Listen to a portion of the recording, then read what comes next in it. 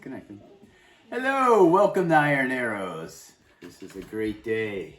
This is get all your ferments that are scattered throughout your house day and put them all together in one place and then process them. Except for the gallons of apple cider vinegar we haven't done. But well, we've done some apple cider vinegar, but we haven't done the gallons. Like we have a whole crock full of apple cider vinegar and then we have it stashed around our kitchen different places. So anyway. What we were working on primarily was sauerkraut, and this is my daughter's. Well, it was mine, but she took it from me. Because she's 2. She's 2, and she likes to eat what Dad eats. So then we use red cabbage. We don't always use red cabbage, but this time we did. And you see, it's nice and yummy. Show the before. Before, this is what we worked on today. This is what we did today. So you cut up. This took about 4 heads of lettuce. I'm getting cabbage, not lettuce, cabbage. We probably could have gotten 5, maybe 6 in here. This is a 2-gallon crock. So what you do is you cut them into 1/8 of an inch strips, and then you put them in here. And as you're putting them in there, you add a little bit of salt each time. And you pound it down. And then you pound it down. Now you add the salt to taste, but you pound it down like this. And all the liquid comes out of the cabbage. So some people I've noticed on YouTube, they will say you can add a little bit of water, but if you did that, like you can hear it, I can hear the water coming out. But if you do that and you add water to it, all that liquid is going to come out of your cabbage and you're going to end up spilling over the side. It might spill anyway, just because there's a lot of liquid in cabbage that you actually don't even realize.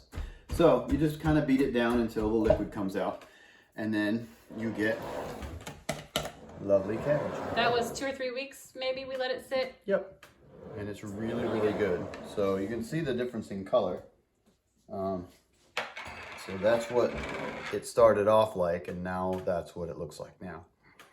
So it just ferments, and it turns into sauerkraut. And believe me, it is very, very, very good. Very good for you. Has all those good probiotics instead of taking vitamins and pills. I was gonna say that. So you can see, like in our house, probably just like yours, we have multiple containers. This was a sauerkraut container from a very fancy store that's no longer open anymore. What? But we That's from Costco. Oh, it's from Costco. Sorry, Like it's not from the fancy store. Were you thinking of Earth Fare? I was. Yeah. I was. This It's gelato. was gelato, and now it's sauerkraut. And this was soup.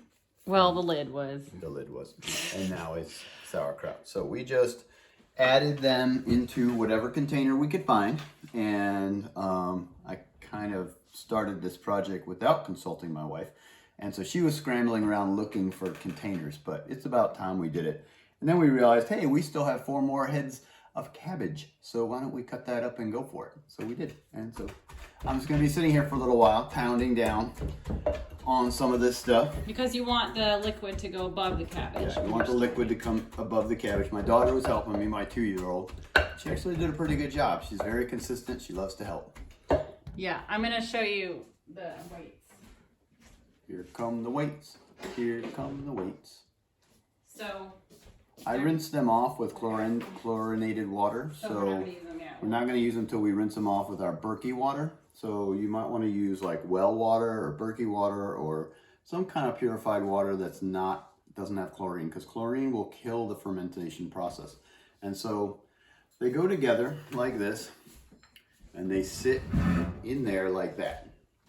And then you want to make sure that the water is over the top of these, and you don't want to let any of the pieces of cabbage come up over the top of these, or they could start to mold. So if you get any cabbage on top of the water that's there, just kind of floating around on top, skim it off with a fork or something, and make sure that you don't have anything like that. So once this goes on, what we do is these crocks, some crocks come with lids, these don't. Well, so you could buy it separate. It's like we could. expensive. But we've noticed that a nice plate goes right over there as well. And so we'll put that over, and then we'll take like one of those special huge towels, and that goes over the top of that, and we have a rubber band that's also right there. It was actually on the table, Oh, right there. perfect. Yeah, we ordered a assorted pack on Amazon just for this. And then that wraps around, and so then it seals pretty good. And since we've been doing this the way, we haven't had any mold issues. This one came out with any of the white fuzz stuff on it. No, yeah, without We didn't any- have any, and we usually do. And the white stuff is fine as long as it's not green or black or anything like that. But if it's just white, it's fine. We've eaten it before and it was fine. So that's it. If you have any questions, please leave us a comment below. And if you like what we have said here, give us a thumbs up. Hit that bell button so that we can send you notifications of when we have more videos coming up. That's Iron Arrows, signing out.